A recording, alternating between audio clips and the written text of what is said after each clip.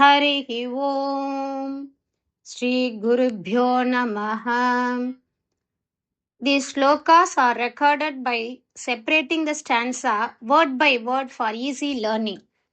Please share your feedback in the comment. Kindly subscribe and share to others. ॐ नमो भगवते वासुदेवाय. ॐ नमो नारायणाय. Sloka 6.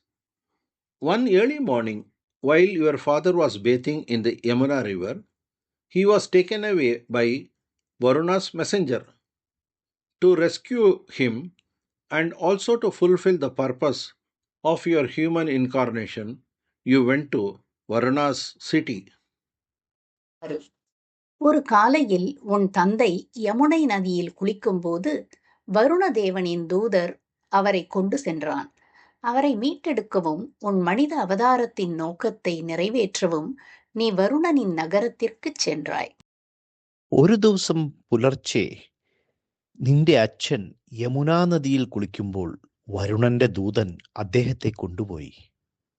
അദ്ദേഹത്തെ തിരികെ കൊണ്ടുവരാനും നിന്റെ മനുഷ്യാവതാരത്തിന്റെ ലക്ഷ്യം പൂർത്തിയാക്കാനുമായി നീ വരുണന്റെ നഗരത്തിലേക്ക് പോയി. श्रीमन्नारायणीयं दशकं 64 श्लोका 6 कदाचित् अन्तर्यमुनं प्रभाते कदाचित् अन्तर्यमुनं प्रभाते कदाचिदन्तर्यमुनं प्रभाते कदाचिदन्तर्यमुनं प्रभाते कदाचिदन्तर्यमुनं प्रभाते स्नायन् पिता वारुणपूरुषेण स्नायन् पिता वारुणपूरुषेण स्नायन् पिता वारुणपूरुषेण कदाचिदन्तर्यमुनं प्रभाते स्नायन् पिता वारुणपूरुषेण कदाचिदन्तर्यमुनं प्रभाते स्नायन् पिता वारुणपूरुषेण कदाचिदन्तर्यमुनं प्रभाते स्नायन् पिता वारुणपूरुषेण नीतः तुम्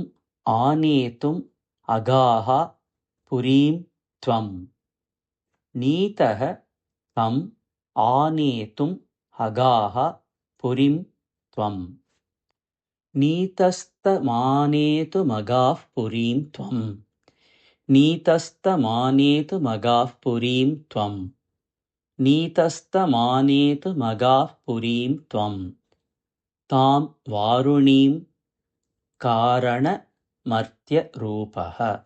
तां वारुणीं कारणमर्त्यरूपः तां वारुणीं कारणमर्त्यरूपः नीतस्तमानेतुमगाः पुरीं त्वं तां वारुणीं कारणमर्त्यरूपः नीतस्तमानेतुमगाः पुरीं त्वं तां वारुणीं कारणमर्त्यरूपः नीतस्तमानेतुमगाः पुरीं त्वं तां वारुणीं कारणमर्त्यरूपः कदाचिदन्तर्यमुनं प्रभाते स्नायन् पिता वारुणपूरुषेण नीतस्तमानेतुमगाः पुरीं त्वं तां वारुणीं कारणमर्त्यरूपः कदाचिदन्तर्यमुनं प्रभाते स्नायन् पिता वारुणपूरुषेण नीतस्तमानेतुमगाः पुरीं त्वं तां वारुणीं कारणमर्त्यरूपः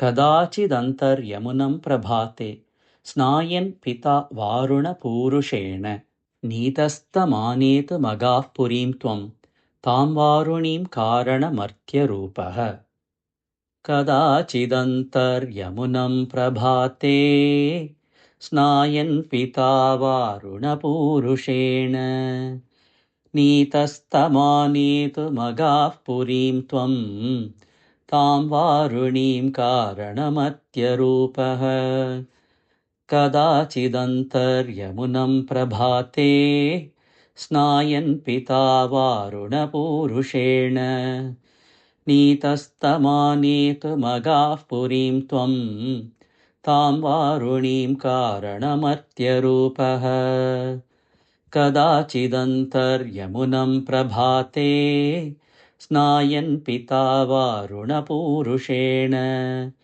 नीतस्तमानेतुमगाः पुरीं त्वं तां वारुणीं कारणमत्यरूपः